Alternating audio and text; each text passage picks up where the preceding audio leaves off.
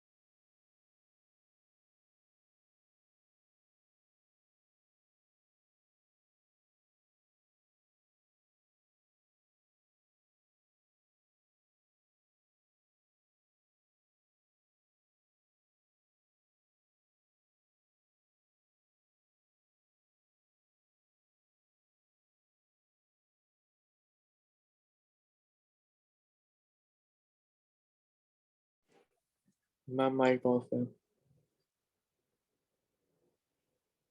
Ma'am ma'am mic off है।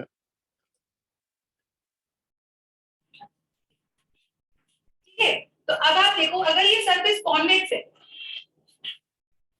ये convex surface के लिए ये गोला इधर कंप्लीट होगा, तो radius of curvature right side पे नापा जाएगा, तो that shall be plus R first of all. अब ऑब्जेक्ट रखा है यहाँ, तो पोल से दूरी ये है, तो that shall be minus u, that shall be minus u. Do you understand my point? तो that shall be minus u. अब आप देखो, ये प्लस आर है, ये माइनस यू है, ठीक है। तो अब ये बोलता है light from a point source in the air falls on a convex spherical glass surface. तो ये रहा कॉन्वेक्स। कॉनकेव क्या होता है? कॉनकेव होता है ये।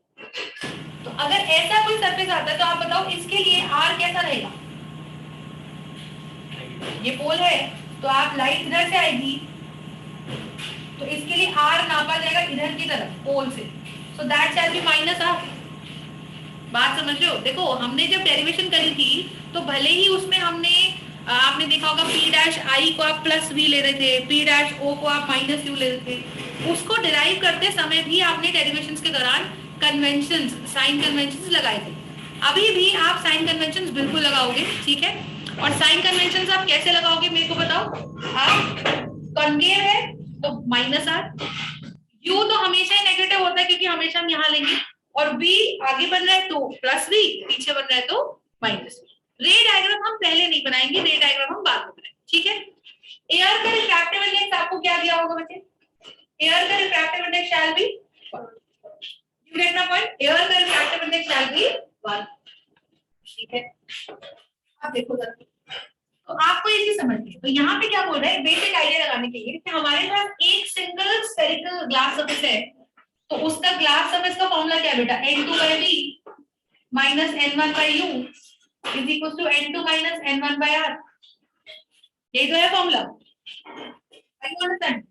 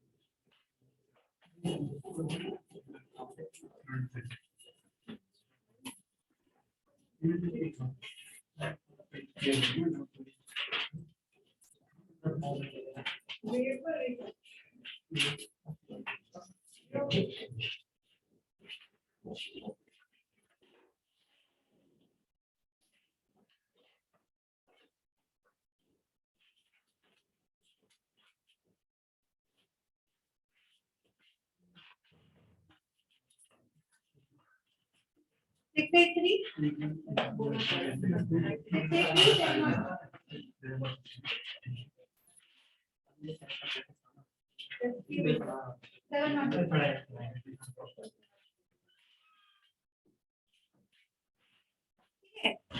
अब आप देखो, तो आपको कहते हैं कि there is a spherical surface, तो एक छोटा सा डायग्राम रफ में बना देते हैं और आपको बोल रहा है कि लाइट इस पे आनी, कन्वेक्स सरफेस है, तो कन्वेक्स का मतलब ये पड़ रहा है सामने, ये ऐसे पूछ रहा है। ऑब्जेक्ट की दूरी क्या बोल रहा है, म्यू है उस ग्लास सरफेस का 1.5, एयर है बाहर तो ये हो गई 1, तो this is mu 1 and this is mu 2। सही बात है। द लाइट कहां से कहां जा रही है, रेयरर से डेंसर। आपको बोल रहा है the radius of curvature is 20 centimetre, तो लाइट इधर की तरफ कहीं होगी, तो यहाँ कहीं रेडियस ऑफ कर्वेचर होगा तो +20 हो जाएगा, तो r आपका हो जाएगा 20 सेंटीमीटर प्लस का। समझ रहे हो, बहुत सिंपल है, आपको सिर्फ फॉर्मूला याद होना चाहिए और फॉर्मूले के साथ साथ आपको साइन कन्वेंशन आनी चाहिए, सिंपल। तो आपने लगा दिया। अब कहते हैं distance of the light source, ये जो आपका है ऑब्जेक्ट वो यहाँ पे पीछे की तरफ -100 सेंटीमीटर, तो ये आपका u हो गया। पूछ रहा है जी बताओ v क्या है। अभी मेरे को नहीं पता कि इमेज वर्चुअल बन रही है कि इमेज रियल बन रही है, समझ रहे हो, तो निकालते हैं जरा। तो आप देखो यहाँ पे देखो, तो फॉर्मूले में डालो, n2 कौन है 1.5, n2 है जिसमें लाइट जाती है, n1 कौन है और उसके नीचे है v, वो निकालना है, माइनस n1 कौन है जिसमें लाइट है और ये क्या है u which is -100 equals to n2 minus n1 by r और r है +20। Are you understanding my point? एक ही फॉर्मूला है, यही फॉर्मूले में तुमको सारी साइन कन्वेंशन लगानी है, समझ पा रहे हो। आज जितने न्यूमेरिकल्स कराऊंगी कल उसमें से 4 या 5 करवा के देखूंगी, समझ गई, और अगर एक भी गलत कर दिया सेम प्रोसेस। सुनो, तो यहाँ से आपके पास कितना आएगा 1.5 by v minus minus plus 1/100 और 0.5 by 20, तो पॉइंट हट जाएगा और ये यहाँ आ जाएगा, तो 5 1 जा 540 जा, तो आंसर आ गया 1/40। तो यहाँ पे आ जाएगा 1.5 by b that shall be 1/40 minus 1/100। yes or no everybody? गाड़ी में कौन आया है, ठीक है। अब देखो, अब यहाँ पे हमारे पास क्या है, नीचे हो जाएगा ये 0 खत्म एलसीएम, और इन दोनों का एलसीएम कितना आ जाएगा अंदाजा निकाल दो यार, 400 ले लेते हैं एलसीएम ना, तो 400 मान लो एलसीएम, तो इसका × 10 कर दूं तो ये 10 हो गया, इसका × 4 कर दूं, इधर आ जाएगा 1.5 by v। Do you understand, solve कर लीजिए, v निकालो, तो v अपना कितना आ जाएगा 1.5 over v is equal to 6/400। 1.5 को क्या लिख सकते हो बच्चे, 15/10, पॉइंट हटा दिया, समझ रहे हो, तो 5 3 जा एंड 5 2 जा, 3 2 जा 6, तो ये आ गया 1/2v shall be 2/400। सही है बात, सॉल्व करिएगा, ये आपका जब पहुंच जाएगा तो ये जगह 4v shall be 400, तो v shall be 100 और v आ गया प्लस का 100। तो आप देखो ये माइनस का 100 है और इमेज कहीं यहाँ प्लस का 100 पे बन रही है, प्लस का 100 मतलब राइट में होगा ना, इसका क्या मतलब है कि रियल इमेज बन रही है और इमेज कहाँ बन रही है +100 पे बन रही है। समझ पा रहे हो मैं क्या बोल रही हूँ एवरीबॉडी। तो you have to identify the nature of the image also which is real image. तो 99% केसेस में अगर मैं डायरेक्ट बोलूं कि u अगर नेगेटिव है और v पॉजिटिव है तो ये हमेशा क्या पॉसिबिलिटी दिखाएगा, रियल इमेज। और अगर u भी नेगेटिव है और v भी नेगेटिव है तो वो दिखाएगा वर्चुअल। तो अगर दोनों नेगेटिव है तो वर्चुअल, दोनों पॉजिटिव है तो एक पॉजिटिव नेगेटिव है तो रियल। ठीक है, बहुत सिंपल न्यूमेरिकल है, फॉर्मूला समझ जाओ। अगर बोलता है कि ऑब्जेक्ट कन्वेक्स पे जा रहा है तो you imagine a convex lens.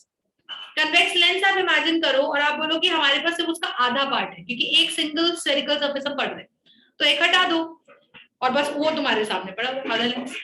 अगर बोलते हैं जी कनकेव सरफेस है तो तुम पहले अपने लिए पूरा कन्वेक्स कनकेव लेंस बना लो जो तुमने सीखा है, और फिर तुम उसका आगे से बोला कि कनकेव लेंस है सामने, तो तुम अपने सामने पूरा बना लो, आधा हटा दो, जी ये सरफेस मेरे सामने है और ऑब्जेक्ट कहाँ बैठा हुआ है। समझ रहे हो, तो सिंगल स्फेरिकल सरफेस में हमको सिंगल लेंसेज डील करना है, either will be dealing with convex lens और will be dealing with concave lens. Do you get my point, everybody? Right? करो एक क्वेश्चन, करो एक क्वेश्चन, करो।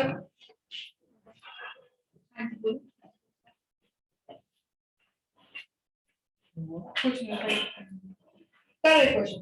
कहते हैं diameter of a glass sphere, देखो the diameter of a glass sphere, ये लिख लो क्या? देखो लिख लो।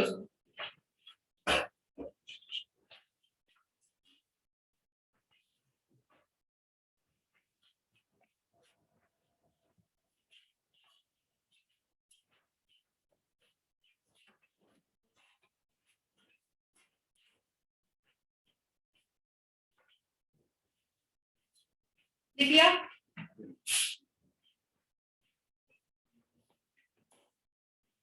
बोलो भाई, लिखो। The diameter of a glass sphere is 15 centimeters. The diameter of a glass sphere is 15 centimeters. A beam of light strikes the sphere. A beam of light strikes the sphere, which converges at a point 30 centimeters, which converges at a point 30 centimeters behind the pole of the spherical mirror, which converges at a point 30 centimeters behind the pole, which converges at a point 30 centimeters, which converges at a point 30 centimeters behind the pole of a spherical surface.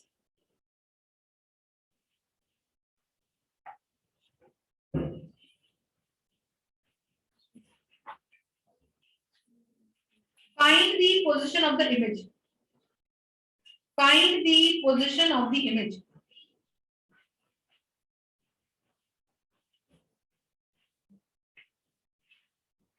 If mu is equals to 1.5.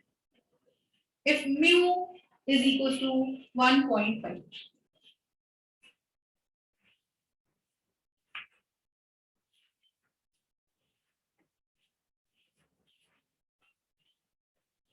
ठीक है, अब सवाल को समझो।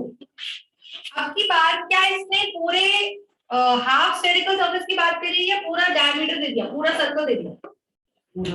पूरा दे। अब देखो जरा क्या बोल रहे हैं।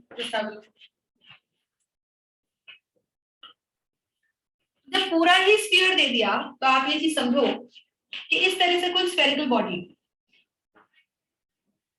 ठीक है, और यहां से कोई लाइट आ रही है, तो ये इसका प्रिंसिपल एक्सिस हो गया।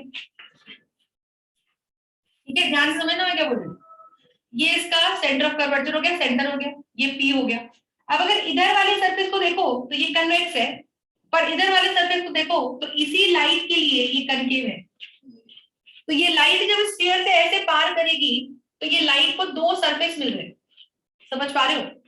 तो ये सवाल पढ़ो, उसने क्या बोला कि भाई हमारे पास एक है इस तरह से जिसका जो डायमीटर है वो 15 सेंटीमीटर है। तो पहली बात तो ये समझो कि अगर ये ऐसे होता आधा लेंथ तो इसका गोला ऐसे कंप्लीट होता, तो उसका रेडियस ऑफ कर्वेचर 15/2 होता, प्लस का होता, और इसका रेडियस ऑफ कर्वेचर होता 15/2 माइनस का। तो रेडियस ऑफ कर्वेचर तो जो भी है वो 15/2 ही है। अब साइन देखते कैसे करते हैं। तो radius of curvature shall be 15/2, that is 7.5 centimetre. Plus and minus we will apply according. ठीक है, पढ़ो सवाल। उसने क्या बोला?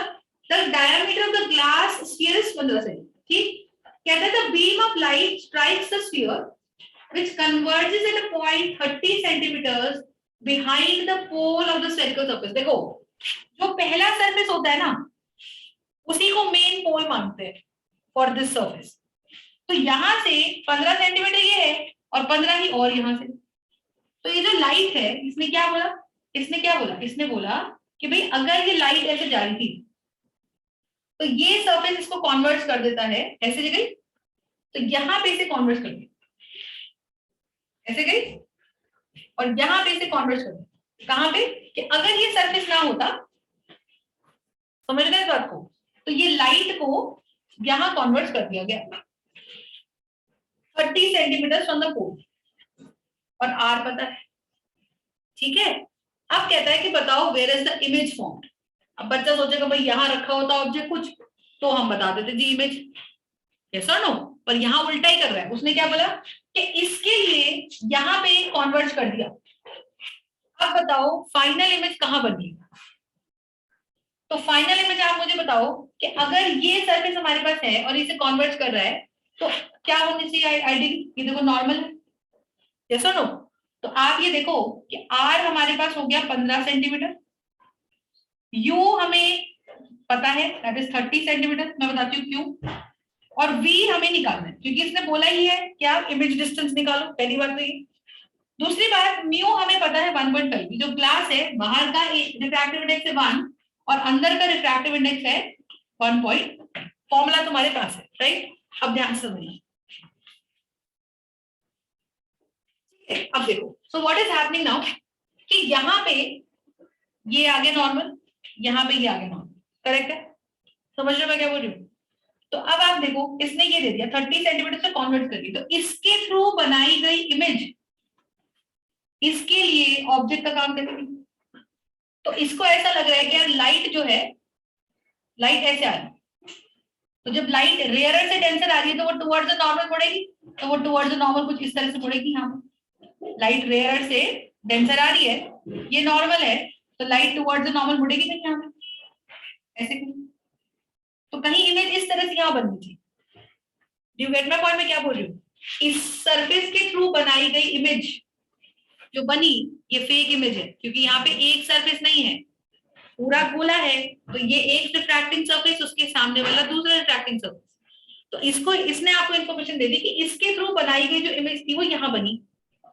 Do you understand. इसके थ्रू बनाई गई इमेज यहाँ बनी, लेकिन फाइनली जो इमेज है वो कहाँ बनी। तो हम बोलेंगे कि भाई इस सरफेस के थ्रू फाइनल इमेज कहाँ बन रही है। तो लाइट तो हमको रेयरर से डेंसर जाती हुई दिख रही है, लाइट तो हमको रेयरर से डेंसर जाती दिख रही है, और हम बोल रहे हैं कि इसके थ्रू इमेज ये बन रही है, पर ये तो फेक इमेज है। ये इमेज इसके लिए किसका काम कर रही है, ऑब्जेक्ट का। तो उसके चक्कर में there has to be some final image also. तो वो फाइनल इमेज ये आपसे निकलवा। तो आप फॉर्मूला लगाओ, इस सरफेस के लिए लाइट अगर एंट्री मार रही है अंदर, तो आप बोलोगे कि भाई इस सरफेस के लिए लाइट ने एंट्री मारी तो यू कैसा हो गया बताओ, या तो मैं समझू। तुमको इतना समझ आ गया, इतना क्लियर हो गया सबको। तो अच्छा, अगर इतना क्लियर हो गया तो मुझे बताओ कि फाइनल इमेज ये बना रहा है ना, इसने बनाई ये इमेज, इसकी लाइट रेज इसके लिए ये ऑब्जेक्ट हो गया। पहले सरफेस के लिए जो इमेज है वो दूसरे सरफेस के लिए ऑब्जेक्ट है, तो दूसरे सरफेस को लग रहा है कि यार ये ऑब्जेक्ट है। तो if you look at the दूसरा सरफेस हियर, तो लाइट उसको ऐसे आती हुई दिख रही है और वो इसकी इमेज फाइनली बनाए। तो आप देखो ये ऑब्जेक्ट के लिए ये सरफेस है और सामने सरफेस इसके लिए कैसा दिख रहा है, कन्वेक्स दिख रहा है कि नहीं दिख रहा। तो ये पोल हो गया, तो इसका रेडियस ऑफ कर्वेचर कैसा हो गया +15, क्योंकि हम इन द इंसिडेंट डायरेक्शन में ही हम देख रहे हो। यहाँ ऑब्जेक्ट अगर फेक इमेज उसके बनाई हुई फेक इमेज इसके लिए ऑब्जेक्ट है, तो इसको लग रहा है कि यार लाइट इधर से आ रही है। तो अगर इस सरफेस के हिसाब से कन्वेंशन लगाए तो इंसिडेंट रे उसको लग रहा है ये आ रही है।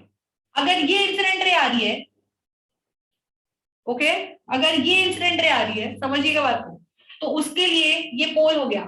तो हम इंसिडेंट रे की डायरेक्शन में चल रहे हैं, यू नापने के लिए हम नेगेटिव चल रहे हैं, उल्टा।